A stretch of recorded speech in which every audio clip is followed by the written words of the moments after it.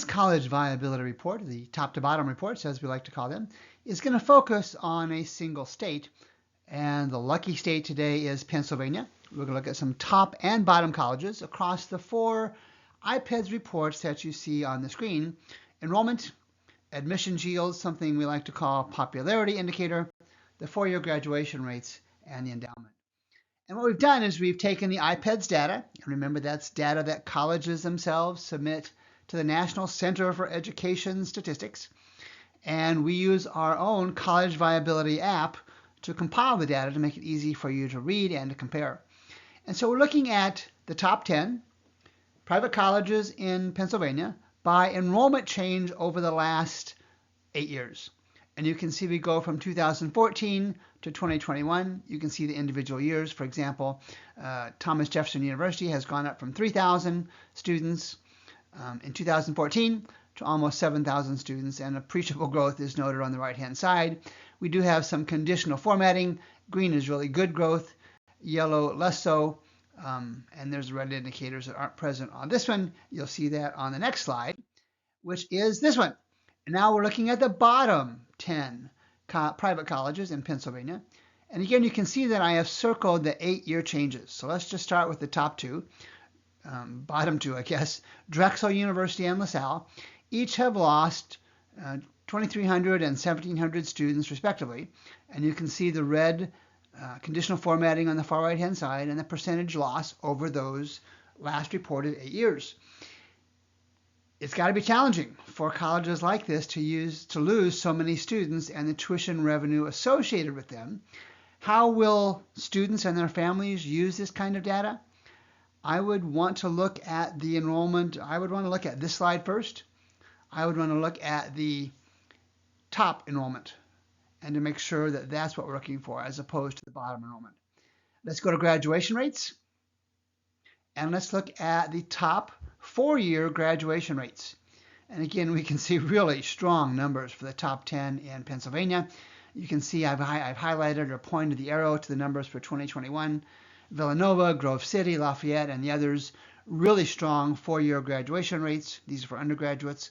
Our threshold here at College Viability is a minimum of 50% graduation rate over 4 years. You can see these 10 colleges clearly exceed that. Unlike these 10, and again, you can see that I have circled the 2021 4-year undergraduate graduation rates for about 10 colleges, and the data system I use sometimes has a few more or a few less than that. You can see they're pathetic.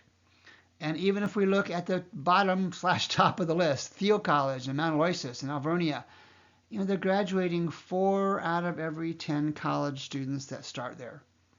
And if you're at Clark Summit University, if you're at Rosemont, Drexel, and some of the others, you really have to question the quality of their systems and processes and maybe even their education if they can't graduate anybody. Here's another field that we use regularly on these top-bottom reports. And I left Thomas Jefferson University in here. So it concerns me sometimes that colleges don't know how to report this data, as we see for the first 4 years in this field. But the popularity indicator is my term. IPEDS uses the term admissions yield. And this is simply a reflection of the percentage of students who actually show up to a college after they've been accepted.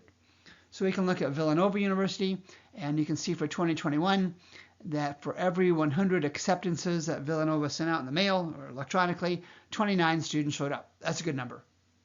You can also look at the trend, and you see the red arrow I have down here. The trend is what we're looking for.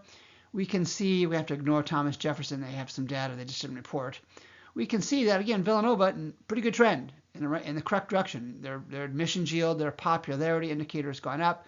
A little bit less so for Elizabethtown, Haverford, and Lebanon Valley. The others, it's at least staying flat, unlike the next slide. And again, if this popularity indicator or admissions yields slide shows anything, it's at Clark Summit and Wilson and Bryn Athyn and Keystone and Alvernia. The market is telling these colleges, hey, I've got better offers. And so if you have a student or you are a student looking at these colleges on this list, you really have to wonder why so many are being accepted but not showing up to these colleges. And again, I'll remind you, the market is telling you something. Something's not good about these colleges, and students are choosing to go somewhere else. And then finally, let's look at the endowment assets. And the reason I use this one is it shows a private college's ability to raise funds from alumni, from students, from friends, from stakeholders. And you can see I've circled both the 2021 values and the change over the last 6 years. It should be last 8 years. And you can see each of these has really, really strong endowments, and really without exception, they've grown their endowments significantly over the last 8 years.